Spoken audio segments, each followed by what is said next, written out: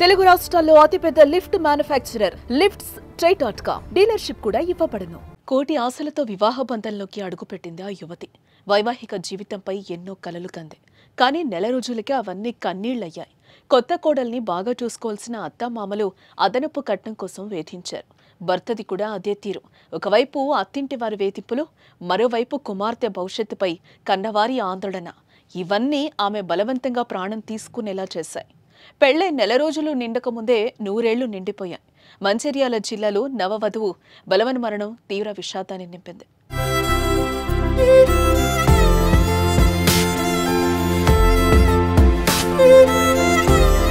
పెళ్లిళ్లు స్వర్గంలో నిర్ణయించబడతాయని పెద్దలు చెప్తూ ఉంటారు. అలా ఇద్దరు వ్యక్తులను పెళ్లి అనే బంధంతో ఒక్కటి చేయాలంటే అది ఎంత గొప్ప కార్యమో ప్రత్యేకంగా చెప్పాల్సిన అవసరం లేదు.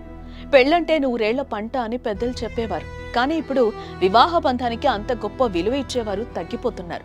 వివాహ సంబంధాలు చెదిరిపోతున్నాయి. విషాద ముగింపు కోరుకుంటున్నాయి. పురోహితులు పెట్టిన ముహూర్తాలు ఎంత బలంగా ఉన్నా అవి కాసుల ముందు బలహీనమవుతున్నాయి. తాజాగా ఎంతో ఆశతో అత్తింట్లో అడుగుపెట్టిన యువతి జీవితం అర్ధాంతరంగా ముగిసిపోవడంతో ఆమెను కని కష్టపడి పెంచి పెళ్లి చేసిన తల్లిదండ్రులు కన్నీరు మున్నీరవుతున్నారు.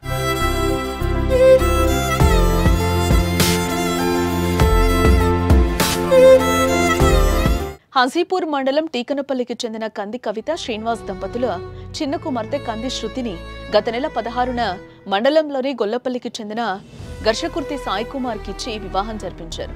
కట్న కానుకల కింద 5 లక్షల రూపాయల నగదు, 9 తులాల బంగారం, వెండి ఆభరణాలు అందజేశారు. గుండె నిండా బాధతో కుమార్తెకు ఎన్నో జాగ్రత్తలు చెప్పి అత్తింటికి పంపించారు. అక్కడ ఆమె సంతోషంగా ఉండాలని కోరుకున్నారు.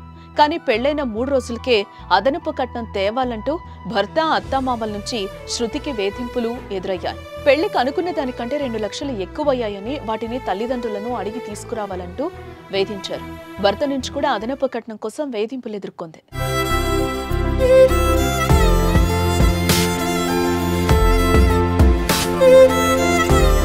ఇంట్లో తల్లిదండ్రులకు చెప్తే బాధపడతారని తనలో తానే కుమిలిపోయింది శృతి. అత్తింట్లో ఏదో ఒక సమాధానం చెప్తూ అలా 2 వారాలు గడిపింది. కానీ వేధింపులు ఆగకపోవడంతో ఇంట్లో విషయం చెప్పింది. వారం రోజుల కిందట శృతి తండ్రి 50,000 రూపాయలు ఇచ్చారు. మిగిలిన సొమ్ము కూడా వెంటనే ఇవ్వాలని వారు అడగడంతో 3 రోజుల కిందట తండ్రికి ఫోన్ చేసి కట్నం కోసం వేధిస్తున్నారంటూ చెప్పింది. వెంటనే తల్లిదండ్రులు వెళ్లి అల్లుడితో మాట్లాడారు. ఈ నెల 20వ తేదీలోగా 2 లక్షలు ఇస్తామని చెప్పొప్పించారు.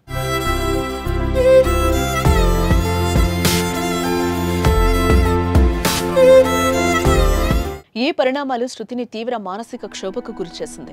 ఒకవైపు వేధింపులు, మరోవైపు తన భవిష్యత్తు కోసం తల్లిదండ్రులు పడుతున్న వేదన, బతింలాడుకుంటున్న తీరుతో శృతి మనసు కలత చెందింది.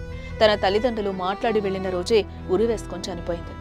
శృతి మరణంతో 2 గ్రామాల్లో విషాద ఛాయలలుముకున్నాయి. అదనపు కట్నం కోసం వేధించి తన కుమార్తె మృతికి కారణమైన భర్త సాయి కుమార్, అత్త లక్ష్మి, మామ శంకర్లపై తండ్రి శ్రీనివాస్ ఇచ్చిన ఫిర్యాదు మేరకు కేసు నమోదైంది.